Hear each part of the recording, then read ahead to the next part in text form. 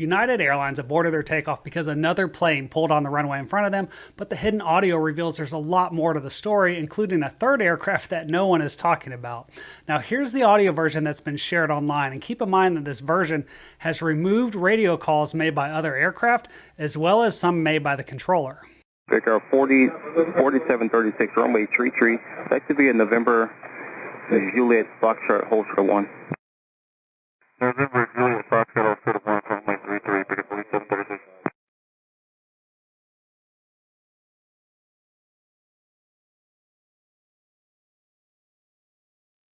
United 2003, runway 1 line up and wait, traffic 3 out, be ready to go. Be ready, line up and wait, United 2003.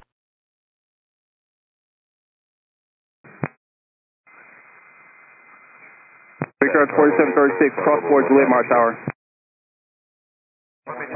Brickyard 4736, cross board Juliet Mars Tower.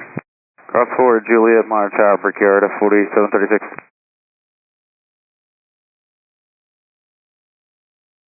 United 2003, runway 1 clear for takeoff, traffic 2 out.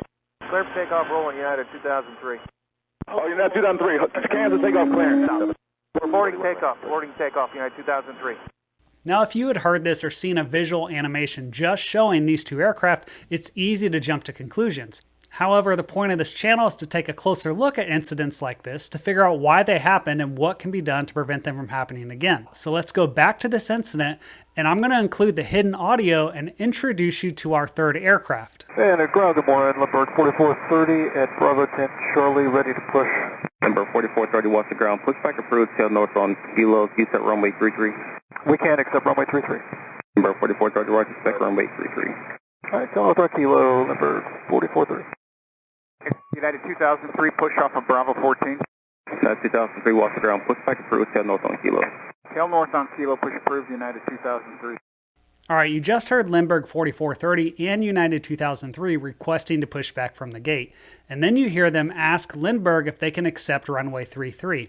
Now, the reason they want to know that is because on this day, the airport is primarily using runway 1 for departing and arriving aircraft. But it's possible to have a few planes depart on runway 33. The reason this is so important is because Lindbergh 4430 is going to play a role in this runway incursion, even though they didn't do anything wrong. Now check out what happens about 15 seconds after United requests to push back. Traffic at 4736, you want to expect 33? Brickyard 4736, expect runway 33 expect this. Copy. Ironically, all three aircraft that play a role in this incident are pushing back from the gate at basically the same time. And you just heard Brickyard being told that they can also expect runway 33. And as you can see, there's several other aircraft during that time period that are also trying to push back or taxi, but watch what happens next. Lindbergh 4430, ready to taxi. Number 4430, US to CRJ heading out to left and runway 1, taxi at Kilo, Foxtrot, hold for 1. You want us runway 1 or runway 33? Pressure runway 33, taxi at Kilo, Foxtrot, hold short of 1. Kilo Foxtrot, hold short 1, Lindbergh 4430. All right, what I didn't include in the audio, but you probably saw, is that pretty much everyone is taking off from runway 1. There's no one taking off or landing on runway 33. So all of the taxi instructions for all the other aircraft are for runway 1, which is likely why the controller initially gives Lindbergh clearance to runway 1. And then 20 seconds later, Brickyard is ready to taxi, and this happens. Copy, 4736, buddy. Brickyard 4736, runway 33, that could be in November, Juliet Foxtrot, hold short of 1. November, Juliet Foxtrot, hold short of 1, runway 33, pick up 4736. The controller gave them the correct clearance to taxi to runway 33, and they read it back correctly. Now, every airline pilot is going to have a different technique for how to remember their taxi instructions. Me, personally, I jot it down on paper, and then I like to draw it on my iPad, or at least draw the key parts of the instructions. And one of the reasons why I do this is because if the taxi takes a long time, or if it has multiple turns or a runway crossing, or if the radios are extremely busy and different planes going to different runways, then I don't have to try to remember it all. I can just look at my iPad. And right now you've got Lindbergh 4430 holding short of runway 1 on Foxtrot, and Brickyard 4736 is right behind them on Juliet, but watch what happens next. United 2003 would like to taxi. Number 4430, no delay, crossway 14, Foxtrot, points to block Mars Tower. Sorry, we didn't hear it. Lindbergh 4430, we're holding short. Lindbergh 4430, hold short runway 1. Holding short 1, Lindbergh 4430. 2003, runway 1, taxi Kilo Charlie, hold short of 4. Kilo Charlie, short of 4, 2003. Now United is ready to taxi, but the controller saw a limited window of opportunity to get Lindbergh across both runways, but because Lindbergh didn't hear it, they ended up getting stuck holding short. However, did you notice the pacing of the radio calls and what the controller said? He said cross runway 14.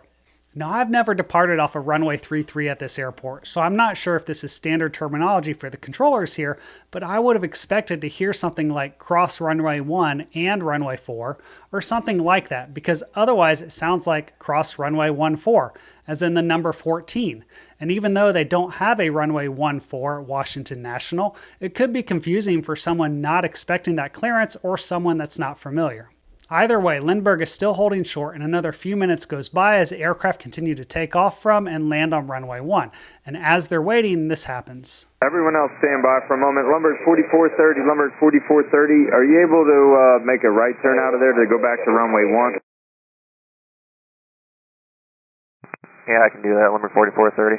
All right, Lindbergh 4430, they're closing the block of 33, so I'm not going to put you there. Make a right turn. Actually, never disregard that. Your release time is in 5 minutes, is that correct? They didn't give us one. All right, I see one in 5 minutes. Just hold your position there. Hold position, Lindbergh 4430, we're still doing 33? Yeah, still with 33. Keep in mind the whole time Brickyard 4736 is just sitting there behind Lindbergh and they're listening to all of this.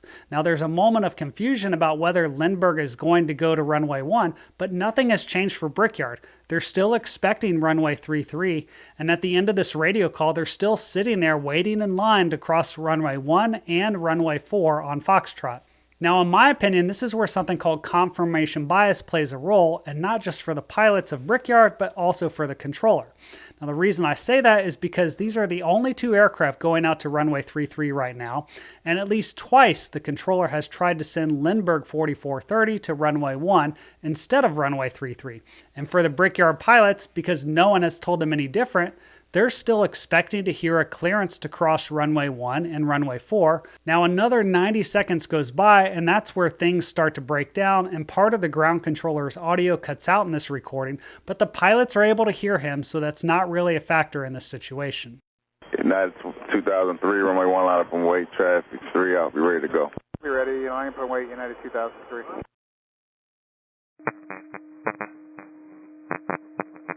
Close to right, Mar Tower. Cross runway 1 and 4, Foxtrot, 4430.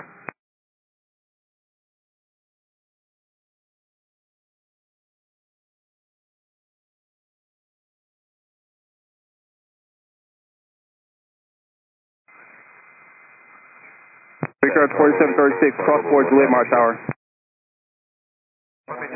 Brickyard 4736, cross forward Juliet Mar Tower. Cross forward Juliet, Mar Tower, Brickyard 4736.